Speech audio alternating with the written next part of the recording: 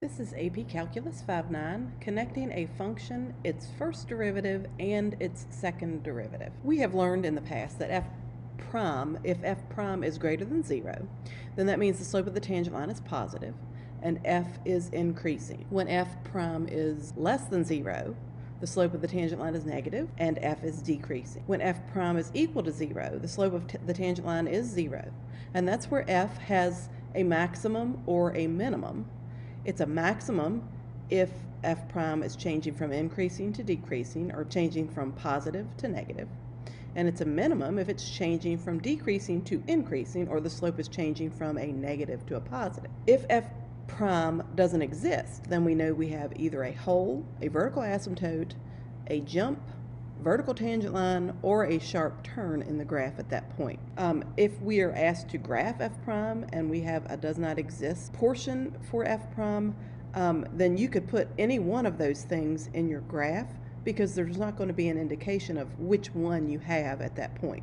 So any of them would be correct if you're just asked to graph the equation. When f double prime is greater than 0 or the second derivative is positive, we know it's concave up. And when it's concave up, when something is concave up, one thing you need to understand is that the f prime will be continually increasing. When f double prime is less than 0 or negative, you know that your function is going to be concave down. And when it's concave down, you know that f prime is decreasing. Your derivative is getting continually smaller. The slope of the tangent line is getting continually smaller. When f double prime is equal to 0, we'll have to investigate what's going on there. It's a possible point of inflection. So if we're thinking about what happens algebraically with these functions, if I were to take a function f of x equals 3x cubed plus 2x squared minus 4x plus 5, and I were to find f prime of x and f double prime of x algebraically, what do you think would happen with the degrees of f prime, and f double prime? If we were to find f prime of x, wouldn't that be 9x squared plus 4x minus 4? And if you notice, when you take the derivative of your original function, the degree of the polynomial is decreasing by 1 each time. If we were to find f double prime, we would end up with 18x plus 4. And again, the degree of the polynomial is decreasing by 1 each time. So for each of the different derivatives, the degree is going to decrease by 1 each time.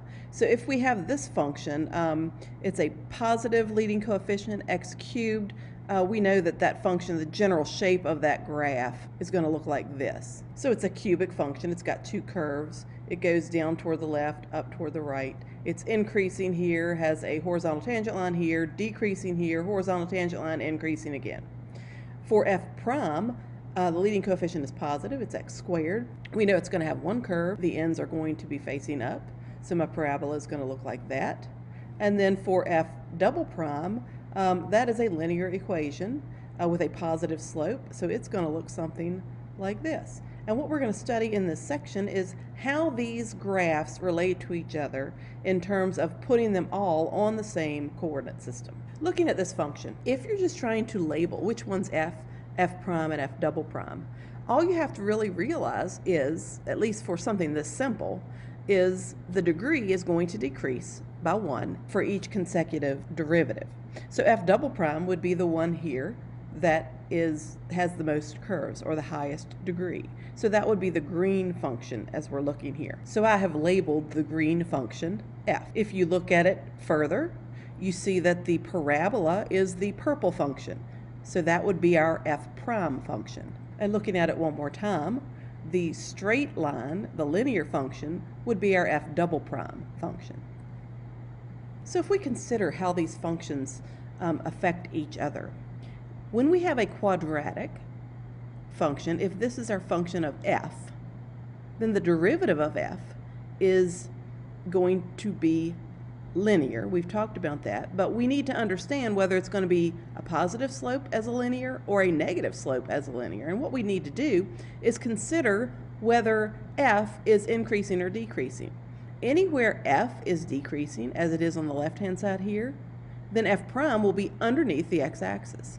Anywhere f is increasing, f prime will be above the x-axis. The point where it has a horizontal tangent line is where it crosses the x-axis. If we have a cubic function, notice f is increasing here. So from here, and I'm just going to say from 0 to where you have your first horizontal tangent line, the f prime graph will be above the x-axis. Where you have a horizontal tangent line, you will have a root on the f prime graph. Where the f graph is decreasing, the graph of the f prime is under the x-axis. You have another horizontal tangent line here, so it crosses the x-axis for f prime, where you have a horizontal tangent line, and then this is a positive slope or increasing to the right, and it will be above the x-axis when you graph f prime. For a quadratic, notice the 3 points where we have horizontal tangent lines are the 3 points where these graphs cross the x-axis. Anywhere the slope of the tangent line is negative or decreasing on the f prime graph, it will be below the x-axis. Anywhere the f graph is increasing, your f prime graph will be above the x-axis. Decreasing, f prime below the x-axis. Increasing, f prime above the x-axis. And if we wanted to go from an f prime graph to an f double prime graph, we could just do the same thing we did for the f to the f prime and take the derivatives of these to draw the f double prime graph. So here, if we talk about the same thing that we did in the previous screen, anywhere f of x is increasing or has a positive slope, f prime will be positive. Anywhere f of x is decreasing or has a negative slope, f prime, remember f prime is kind of the shorthand for the slope, whether the slope is positive or negative. So f prime will be negative if f is decreasing. So if you look at the f function, here our f function is increasing. It has a horizontal tangent line right here. Here it's decreasing. It has another horizontal tangent line right here. So the points where we have a horizontal tangent line is where our function crosses the x-axis for the f prime graph. Where we have a horizontal tangent line here, that's where our graph crosses the x-axis. Where f is increasing, our function will be above the x-axis on f prime. Where the f function is decreasing, our function will be below the x-axis for f prime. Where our function is increasing, it will be above the x-axis for f prime. Now let's consider f prime to f double prime. Our purple graph is f prime. We want to use it to graph f double prime. So f prime has a horizontal tangent line right here. So that means f double prime will cross the x-axis at this value right here. F prime is decreasing to the left of where it crosses the x-axis. So it will be under the x-axis to the left of that root for f double prime. F prime is positive to the right of where we have a horizontal tangent line. So f double prime will be above the x-axis. So you can see to go from f to f prime and f prime to f double prime, we're using the same logic. So this says given the graph of f prime. So this time they gave us f prime. They want us to draw f and they want us to draw f double prime on the same coordinate plane. Well, it might be easiest here to draw f double prime first because that's what we were doing in the previous screen.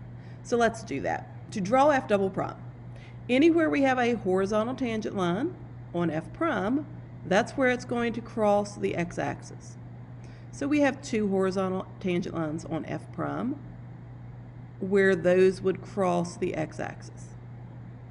Wherever f prime is increasing, our f double prime will be above the x-axis. So from here to here, our x values will be above the x-axis for f double prime. We don't know how steep they are, we just know they're above the x-axis. We know our function is decreasing on f prime between our two horizontal tangent lines. So we know on the f double prime graph, from -1 to this value right here, it will be below the x-axis, and f prime is increasing to the right of that horizontal tangent line, so it will be above the x-axis to the right of that root. So there's a simple f double prime graph. So it goes from a cubic function as f prime to a parabola or a square function for f double prime. The degree decreased by 1. Another thing you might want to notice here is where f double prime has a minimum is usually going to be a point of inflection here. Okay, so it will be a point of inflection on the previous graph. Where f double prime is 0, you have a point of inflection on f prime. Okay, so now let's go backwards. Let's see if we can use f prime to find the regular f function. Anywhere f prime crosses the x-axis, we know we either had a maximum or a minimum on the f function. So it crosses the x-axis here, so at -3, 2, and at 5. So that means we have our maximums and minimums, or our relative extrema, at -3, 2, and 5. So how do we know if it's a maximum or a minimum? Well, we know it's a minimum if it goes from a negative to a positive. So look here, f prime goes from a negative here to a positive here. If it goes from a negative to a positive, we know we have a minimum at those roots. So that means at -3, our original function had a minimum. So I'm just going to put it down here, and I'm going to say our regular function looks something like this. It has a negative slope, negative to the left of that point, and it has a positive slope because it's above the x-axis, right? That's positive. It will have a positive slope until we get to our maximum. Okay, so we know this from here is going to be going in an upward direction. I don't know how steep, I just know it's in an upward direction. I'll finish that in just a minute. Look at this ordered pair. It goes from a positive slope to a negative slope, so from above the x-axis to below the x-axis. If it goes from a positive to a negative slope, we have a relative maximum. So we know we have a relative maximum at 2. So I'm just going to say it's right here. Again, we don't know how high it goes. So this goes in a positive direction until I get here. That's my maximum of my function, f. And I'll go ahead and label it here. That's f. And then at 5, our function goes from a negative to a positive. So a negative to a positive means it has a minimum. So I'm just going to put another point here, and I know this is going to be decreasing until it gets here, and then it's increasing again to the right of 5. So if we look at this, our f prime graph was a cubic. The f graph has 3 maximums, minimums, or 3 curves, meaning it's a 4th degree polynomial.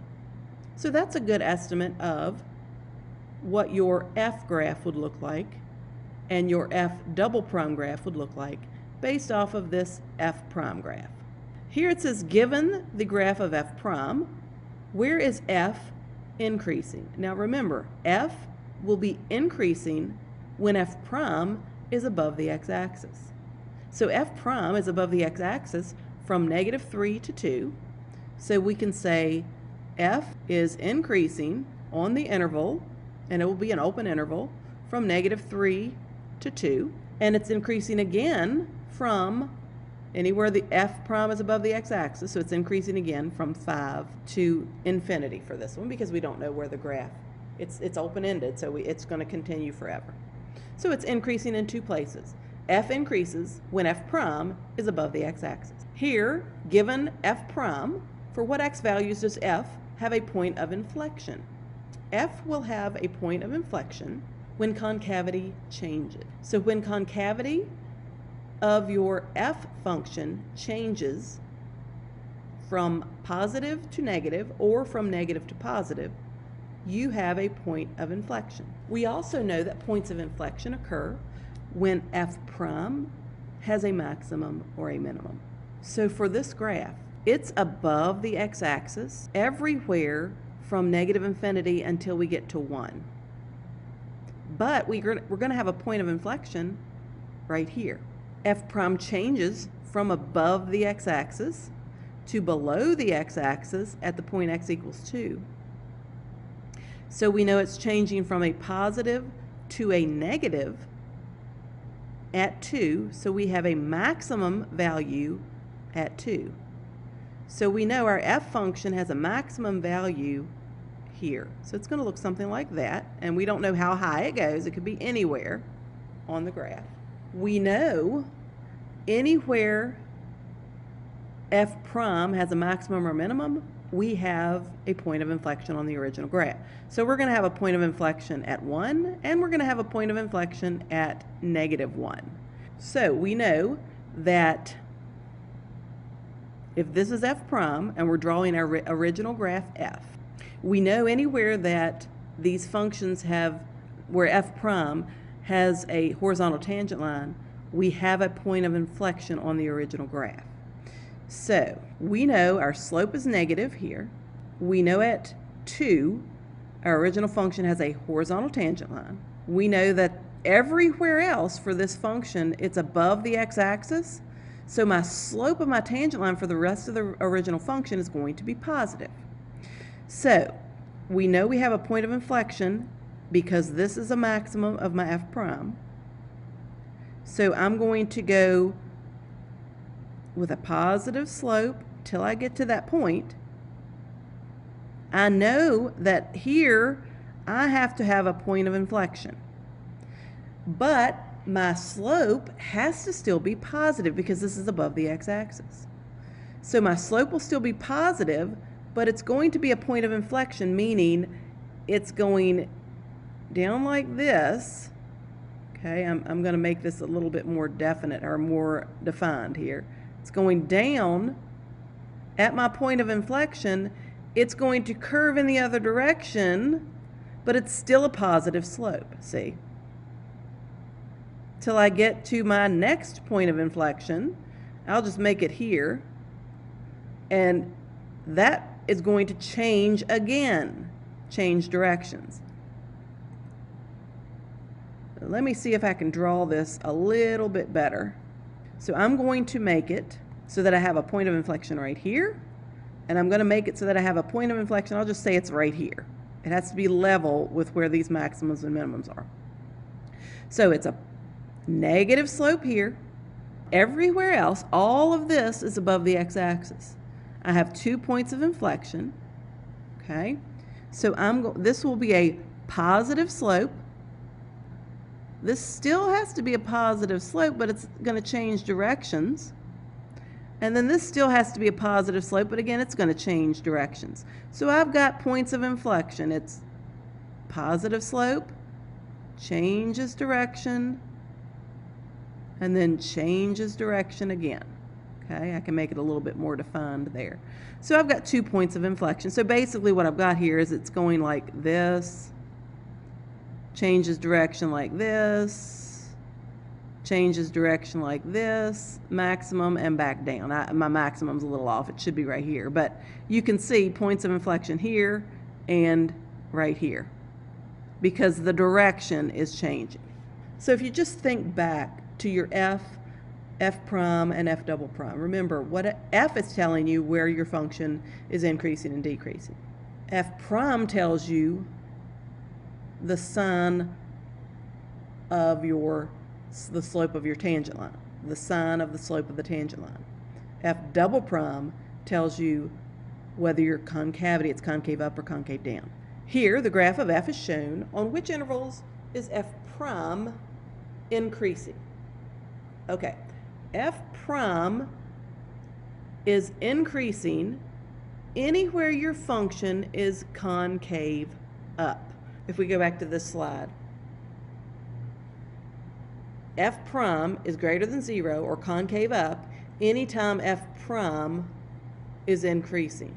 So if they ask you when is f prime increasing, They just want to know, when is f concave up? F prime will be increasing anytime this graph is concave up.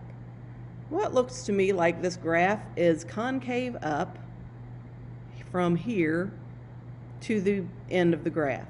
So I'll say it's concave up from 1 to infinity. In the next one, given the graph of f double prime, where is the function concave up? Well, the function is concave up anywhere f double prime is positive. F double prime is positive on this interval from here to here. I'm going to say that that's about from -3 to -1. It's concave up. And then again from here, I'll say that that's at about 2.5 to infinity. So where's the graph concave up? From about -3 to -1, and then from 2.5 to infinity.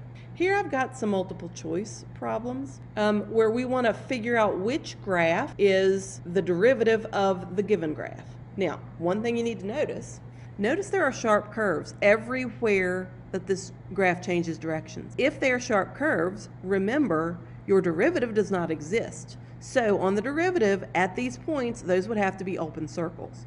Again, we don't know what's happening to the left of this. We don't know what's happening to the right of this. So they would also need to be open circles since we don't know what's happening.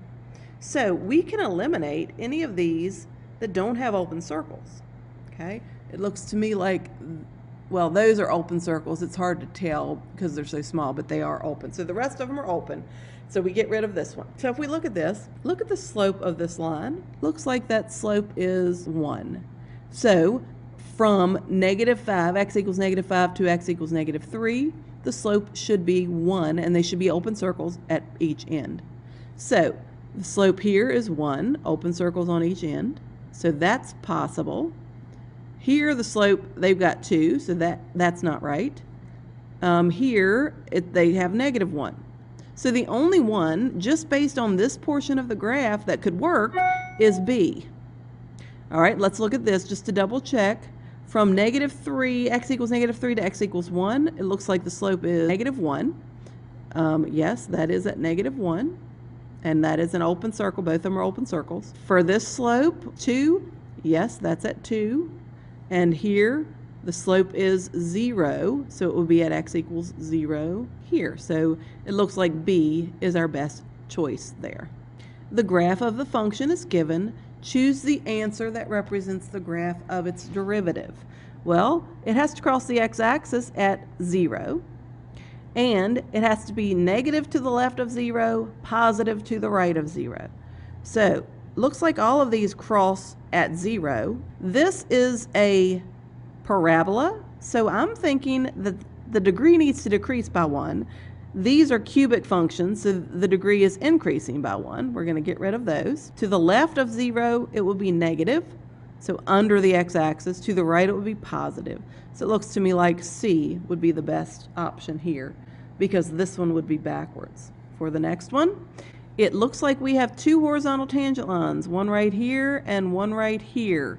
So it should be crossing the x-axis at maybe, I'm going to guess and say it's at about -1 and 1. Should be crossing the x-axis. Here it crosses at 0. That's not right. That would probably be about right. That would be about right, and that's crossing at 0. So we can eliminate A and D. Here, to the left of -1, it should be above the x-axis because the slope is positive. So to the left of -1, it's above the x-axis. To the left of -1, it's below, so it can't be B. Just based on that, it's got to be C. For the next one, and the same directions, this is F. They want you to graph its derivative. It will be crossing the x-axis at -5, at 0, and at 5. So those will be the roots. So we need -5, 0, and 5 to be on the x-axis. So -5, 0, and 5, -5, 0, and 5. So it's got to be either B or D. We can eliminate A and C because it's not crossing the x-axis when it should be. To the left of -5, it's a positive slope, so it should be above the x-axis. To the left of -5, above the x-axis, that's going in the wrong direction, so we can eliminate and say that that one has to be D.